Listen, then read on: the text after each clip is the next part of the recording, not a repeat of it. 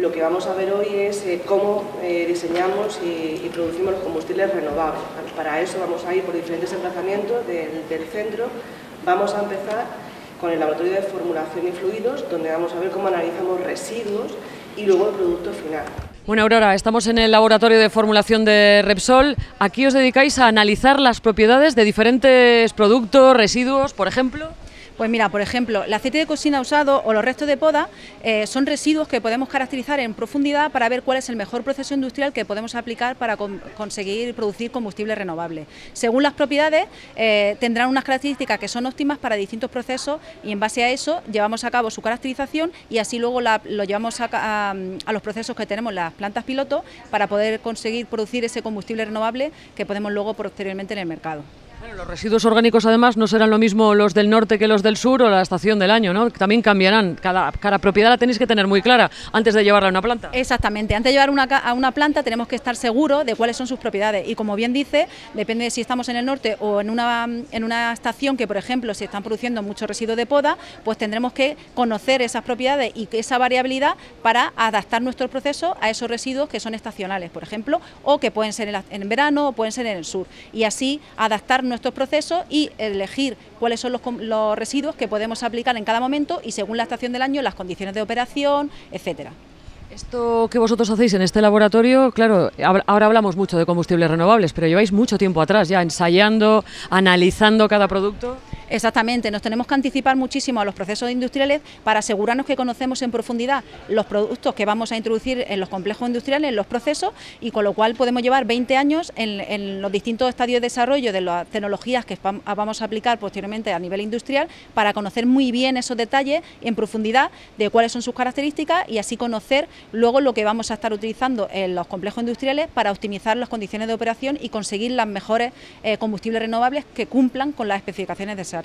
Otra de las cosas que llama la atención es lo absolutamente moderno que es todo, este robot que va para aquí y para allá, porque también automatizáis los procesos para agilizar vuestro trabajo, ¿no? Exactamente, un punto crítico a la hora de poder escalar los procesos que estamos llevando a cabo de investigación es poder ser muy ágiles a la hora de tomar decisiones. Por eso estamos incorporando también la automatización en la realización de ensayos o incluso machine learning o computación avanzada en los datos que obtenemos para ser mucho más ágiles a la hora de, como digo, de tomar esa decisión y ver cuál es el mejor proceso que podemos aplicar a escala industrial.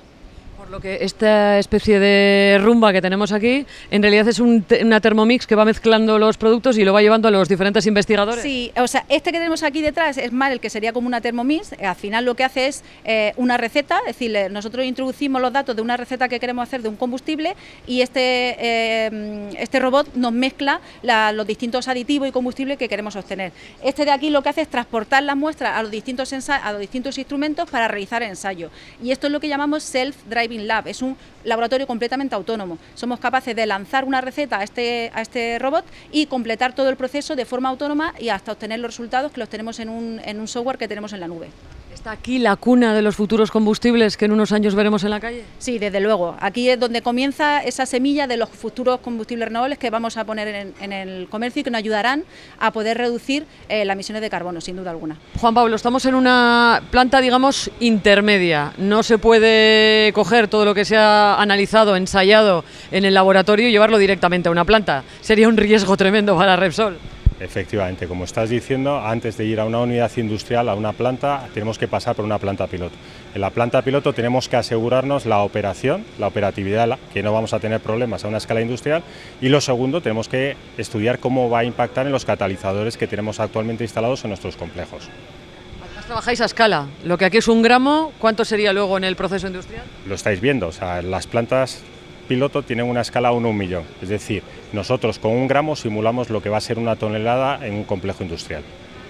De esta forma, lo que tú dices, nos aseguramos de que lo que luego se va a realizar va a funcionar. No vamos a tener un riesgo en la inversión que se realiza, claro, porque es una enorme inversión la que hace Repsol en este tipo de ensayos de nuevos combustibles renovables. Efectivamente, o sea, pensar que estamos probando nuevas materias primas. Esas nuevas materias primas, cada una tiene un comportamiento diferente y nos tenemos que asegurar que todas ellas vamos a poder procesarlas en nuestros complejos industriales, que vamos a obtener la calidad y vamos a cumplir con la legislación vigente de combustibles.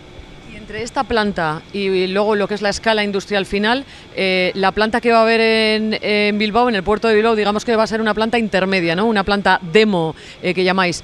Por ejemplo, aquí, ¿cuál es la producción en litros diaria y cuál es la producción que vamos a tener de combustible renovable en la planta del puerto de Bilbao? A ver, la producción aquí máxima llegamos a 10 litros al día. Las plantas pequeñitas 1 litro al día, las más grandes que tenemos 10 litros al día. La escala que tenemos en Petronor es completamente diferente, ahí estamos hablando de 50 barriles al día, que no tienen nada que ver con la escala que tenemos aquí. Bueno, Rafa, estamos ya en el laboratorio donde se ensayan los motores, pero bueno, motores de todo tipo, ¿no? Eso es, estamos en el laboratorio de motores, es el último paso para testar nuestros combustibles. Ya hemos analizado la materia prima con los que vamos a producir el combustible renovable. Hemos ido a plantas piloto, hemos producido los combustibles renovables y el último paso es testarlos. Nosotros hacemos formulaciones de los combustibles como si fuera una receta de cocina y los traemos aquí como paso previo a ponerlos en el mercado. Hay diferentes celdas, aquí estamos viendo los típicos rodillos donde hay un coche, ¿no? Pero luego hay celdas de todo tipo de motores. Eso es, hacemos ensayos tanto en banco de motor. Tenemos 6 celdas en las cuales tenemos montados motores de distintos segmentos y distintos tipos para probar combustibles distintos, y además tenemos el banco de rodillos, que es la instalación que tengo aquí a mi espalda, donde podemos montar, en lugar de montar un motor, montamos directamente el vehículo y testamos el vehículo entero. Y aquí es donde le sumáis los aditivos para que ese combustible pues sea lo más eficiente posible. Eso es, además de cumplir con la normativa de cada segmento, aviación, transporte ligero, pesado y marino, nosotros siempre tenemos una estrategia de diferenciación en la cual añadimos unos aditivos que nos permiten diferenciarnos de la competencia y tener una mejor prestación en el motor. Son además los combustibles que ensayáis aquí, bien biocombustible o también combustible sintético, ¿no? Eso es, nosotros dentro de combustible renovable diferenciamos combustible sintético y combustible biocombustible, y tratamos de testar todas las tecnologías que nos permitan descarbonizar. Dolores, en esta visita que estamos haciendo en Tele7 al Tech Lab de Repsol en Madrid, si algo he aprendido es que los combustibles renovables no es que no produzcan CO2 al salir por el tubo de escape, sino que hacen un balance entre lo que han captado precisamente de CO2 para todo el proceso productivo, ¿no? ¿Es así más o menos? Es así, efectivamente. Los combustibles renovables son una opción cero emisiones netas en el uso en el vehículo, porque aunque hay una emisión, como hablábamos, de CO2 al usar estos combustibles renovables, ese mismo CO2 es la misma cantidad exactamente que la que se capturó al inicio del proceso del combustible renovable. ¿Por qué? En el caso de los biocombustibles, que es un tipo de combustible renovable, la biomasa en su crecimiento, ese vegetal, por ejemplo, captura CO2 de la atmósfera gracias a la fotosíntesis de manera natural. Ese CO2 se incorpora, el carbono de ese CO2 se incorpora en la estructura de ese vegetal, y con los residuos de esa biomasa, y cuando hablamos de residuos pensamos por ejemplo en el aceite usado de cocina, en nuestros restos orgánicos de la basura de casa, el resto de la fruta, de la cáscara de la fruta que utilizamos en casa, restos de poda. Todos estos residuos orgánicos son nuestra nueva materia prima que ha capturado previamente ese CO2 de la atmósfera.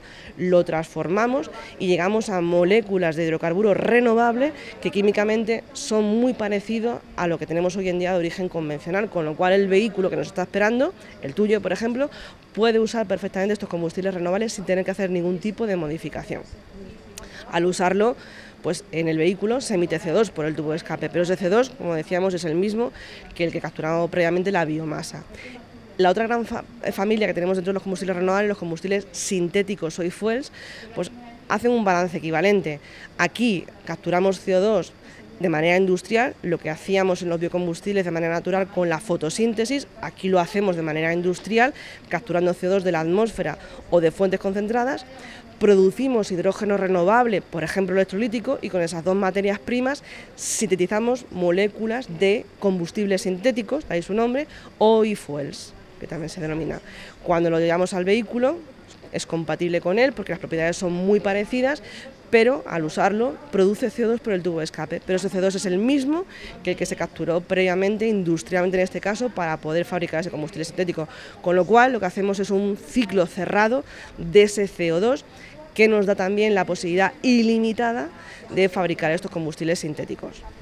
Dejar clarísimo, ya lo has dicho, pero insistir en que este combustible renovable no me va a obligar a cambiar de coche, vale para los motores de nuestros coches convencionales de hoy en día. Correcto, pero no solo para los coches, para las furgonetas, camiones, autobuses, aviones, barcos e incluso lanzadores espaciales, que también estamos trabajando en desarrollar combustibles renovables para ellos, con lo cual nos permite tener una solución de combustibles equivalentes a los que tenemos hoy de origen convencional, pero con ese origen renovable y con ese balance neto nulo de emisiones de CO2 en el vehículo. Has hablado de dos tipos de combustibles renovables, uno es el biológico, el biocombustible, y otro el sintético. Ahí me lleva a hablar de lo que puede interesar a quienes viven en margen izquierda y zona minera, ¿no? La planta que Repsol va a poner en marcha en el puerto de Bilbao. ¿Qué se va a fabricar ahí? Combustible sintético, ¿no? Es combustible sintético, capturamos CO2 y producimos hidrógeno renovable, es un e-fuel que básicamente va a ir destinado a vehículos diésel, motores diésel, porque fabricaremos un e-diésel, y para aviación, porque también se fabricará e-queroseno, que lo denominamos. Esta es la primera planta de combustibles sintéticos en la península, porque las que tenemos previamente, la que ya está funcionando, por ejemplo en Cartagena, es de biocombustibles, de residuos. La siguiente la pondremos en marcha en Puerto Llano, también será de biocombustibles, y la tercera será esta, que es de sintéticos. En el caso de biocombustibles son plantas de capacidad industrial. La de los combustibles sintéticos del País Vasco es una planta de demostración, es pequeñita, son 2.300 toneladas al año aproximadamente. ¿Cuándo se pondrá en marcha? ¿Cuándo estará funcionando? Principios del 26. Y será la primera de combustible sintético de todo el estado. Correcto, es la primera de combustibles sintéticos, de e-fuels. Después habrá un proceso superior, como es una planta demo, lo que se haga en esa planta luego se escalará todavía más hacia, no sé, quizá a la refinería de Petronor. Bueno, eso es el objetivo con el que ponemos en marcha esa planta de demostración, de aprender, optimizar, poner por primera vez todas las unidades que necesitamos en esa planta en operación conjuntamente, optimizar la coordinación de todas las unidades de producción para todo lo aprendido escalarlo en el futuro en una planta a nivel industrial.